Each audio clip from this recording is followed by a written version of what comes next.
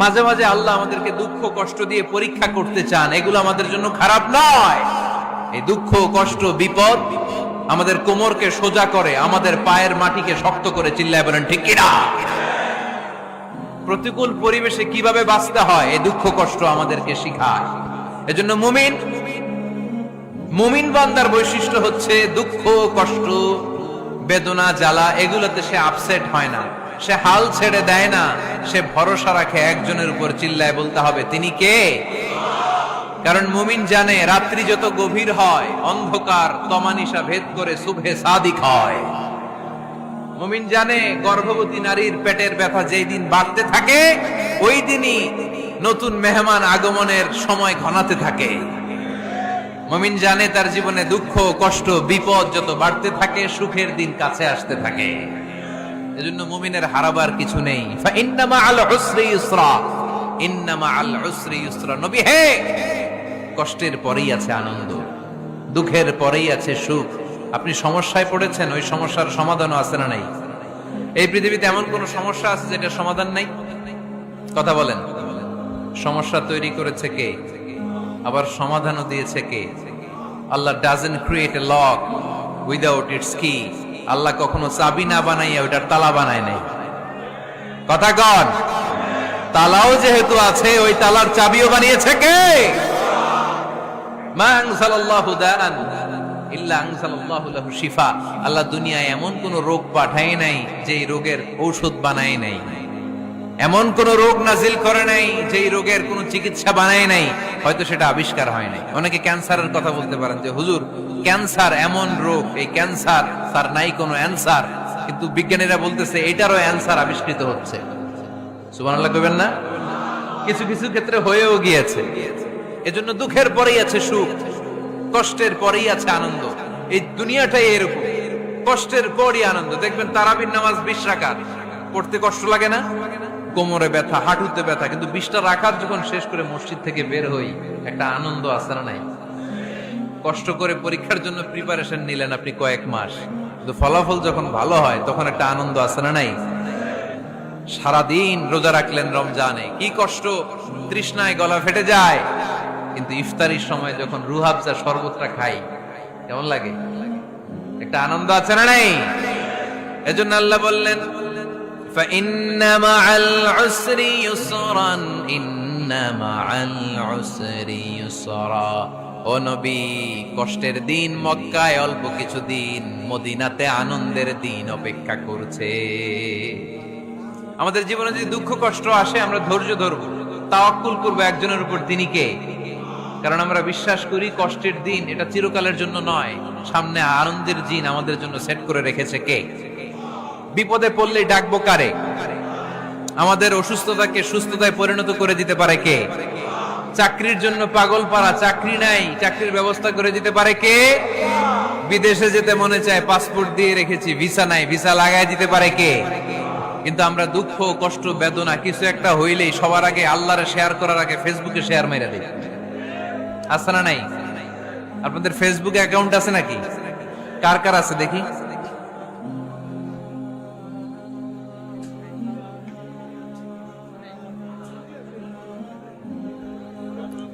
আছে আছে। এটার জন্য আমরা ভালো কাজে লাগাই, ঠিক কিনা? আপনি চাইলেই এমন ভাবে ফেসবুক ফ্রেন্ড লিস্ট করতে পারেন যারা ভালো ভালো জিনিস শেয়ার করে, যারা মোটিভেশনাল জিনিস শেয়ার করে, ইসলামের পক্ষে কথা বলে। আপনার এক একটা শেয়ারে অনেকের জীবন বেঁচে যেতে পারে, ঠিক কিনা? একজন মুমূর্ষু রোগীকে বাঁচাতে রক্তের প্রয়োজন, রক্তের গ্রুপ এ পজিটিভ।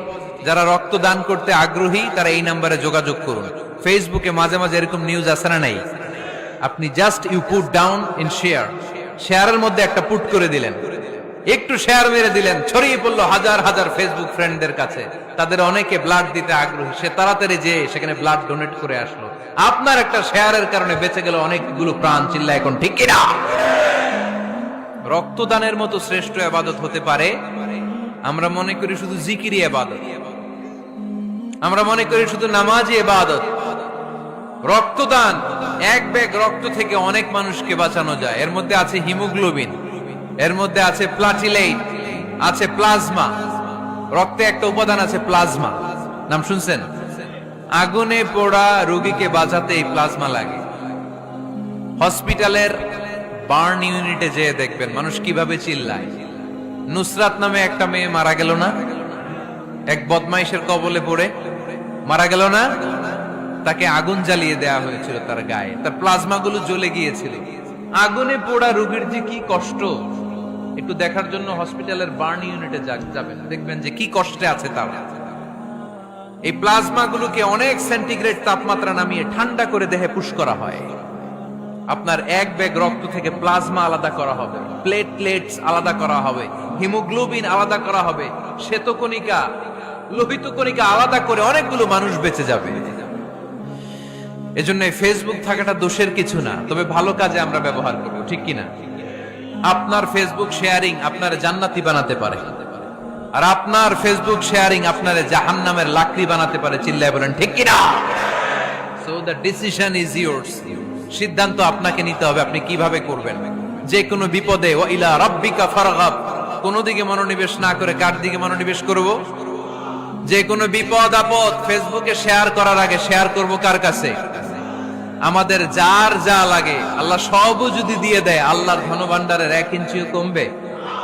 হাদিসে কুদসিতে আল্লাহ বললেন, লাউ আন্না আউওয়ালাকুম ওয়া আখিরাকুম ওয়া ইনসাকুম ওয়া জিন্নাকুম, পৃথিবীর সব জিন, পৃথিবীর সব মানুষ বিশাল মরুভূমিতে দাঁড়িয়ে যদি আমার কাছে চাইতে শুরু করে, আল্লাহ এটা দাও, ওটা দাও, ওটা দাও, আমি আল্লাহ তোমাদের সব চাহিদাও যদি মিটিয়ে দেই, আমি আল্লাহর ধনভাণ্ডারের 1 ইঞ্চিও কমবে না। এজন্য চাইবো কার কাছে? বিপদে আপদে ভরসা করব কার কাছে? আর অবসরগুলোকে কাজে লাগানোর দরকার আছে না নাই? স্বাবলম্বী হওয়ার চেষ্টা করার দরকার আছে না নাই? ফা ইন্নামা আল উসরি ইউসরা, ইন্নামা আল উসরি ইউসরা। নবী হে, কষ্টের পরেই আছে সুখ, দুঃখের পরেই আছে আনন্দ। সব সময় মানুষের সময় একরকম কাটে না। এজন্য আমরা তাওয়াক্কুল করতে চাই একজনের উপর, তিনি কে? বিশ্বনবী বলেন, লিকুল্লি নাবিয়্যিন দাওয়া মুস্তাজাবা। এ দুনিয়াতে সব নবীদের একটা করে মুস্তাজাবুদ দাওয়া আছে। আল্লাহ বলেছে, ও নবী, একটা করে স্পেশাল দোয়া করার সুযোগ পাবা, দোয়াটা করা মাত্রই কবুল করে নেব। বিশ্বনবী বললেন, এই পৃথিবীর বুকে যত নবী রাসূল দুনিয়ায় এসেছে, সব নবীরা তাদের স্পেশাল দোয়া দুনিয়ায় করে ফেলেছে, ইল্লা আনা, কিন্তু আমি করি নাই। বিশ্বনবী বললেন, ওয়া ইন্নী আখতাবিউ দাওয়াতি শাফাআতান লিউম্মতি ইয়াউমাল কিয়ামাহ। আমি আমার স্পেশাল দোয়াটা করি নাই, আমার স্পেশাল দোয়াটা আমি আমার গুনাহগার উম্মতকে বাঁচানোর জন্য কিয়ামত পর্যন্ত রেখে দিয়েছি। আমরা যেদিন বিপদে পড়ে যাব, যেদিন আমার আব্বা আমারে চিনবে না, আমি আমার আব্বারে চিনব না, নেতা তার কর্মীরে চিনবে না, কর্মী নেতারে চিনবে না, ঠিক কি না? পীর সাহেব মুরিদরে চিনবে না, মুরিদ পীর সাহেবরে চিনবে না, স্বামী তার স্ত্রীরে চিনবে না, স্ত্রী তার স্বামীরে চিনবে না। নবী থেকে শুরু করে, ওলি থেকে শুরু করে, শহীদ থেকে শুরু করে সবার মুখে একটাই জিকির, ইয়া নাফসি ইয়া নাফসি ইয়া নাফসি। আকাশের সূর্যটা যেদিন মাথার কাছে চলে আসবে, জমিনটা তামার জমিন হয়ে যাবে, সূর্যের তাপে মাথার মগজগুলো ভাতের মাড়ের মতো গলে গলে নাকের ছিদ্র কানের ছিদ্র দিয়ে টপ টপ করে বেয়ে বেয়ে নিচে পড়বে। ওই কঠিন দিনে কেউ কাউরে চিনবে না।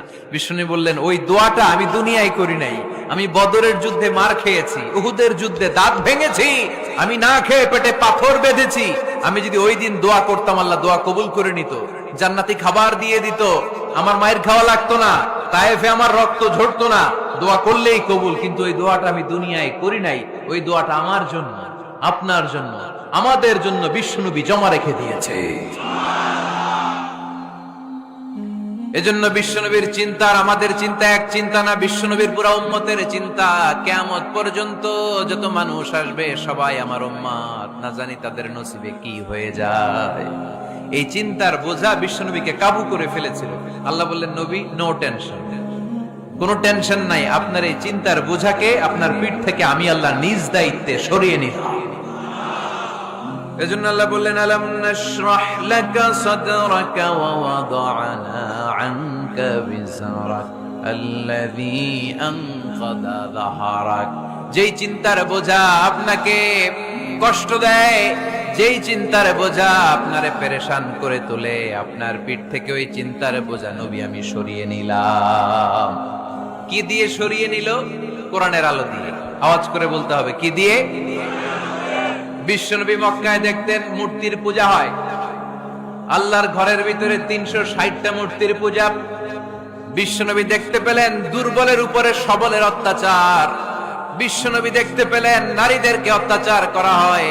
কন্যা সন্তান হলে বাবা তার মেয়েটাকে নিয়ে জঙ্গলের ভেতরে ঢুকে কিংবা মরুভূমির ভেতরে যে জীবিত দাফন করে দেয়। ওয়াইদাল মাউউদাতু সুইলাত ওয়াদুল বানাত। বিশ্বনবী এগুলো দেখতেন চারপাশে। দেখে এই পথহারা জাতিকে কিভাবে উদ্ধার করবেন, কি দিয়ে উদ্ধার করা যায়, এই টেনশনে বিশ্বনবীর পিঠ বাঁকা হয়ে গিয়েছিল। উপমা বাঁকা হয়ে গিয়েছিল। বিশ্বনবী সব সময় পেরেশান থাকতেন। আল্লাহ বললেন, নবী টেনশনের দরকার নাই, হেরা গুহায় এমন একটা নূরের আলো দিয়ে আমি আপনারে আলোকিত করব, যার মাধ্যমে সব পেরেশানি দূর হয়ে যাবে। ألم نشرح لك صدرك ووضعنا عنك وزرك الذي أنقض ظهرك।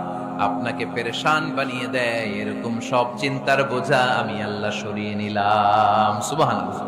আল্লাহ আমাদের সবাইকে কথাগুলো বুঝার ও আমল করার তৌফিক দান করুক। আমরা পড়ি আমিন।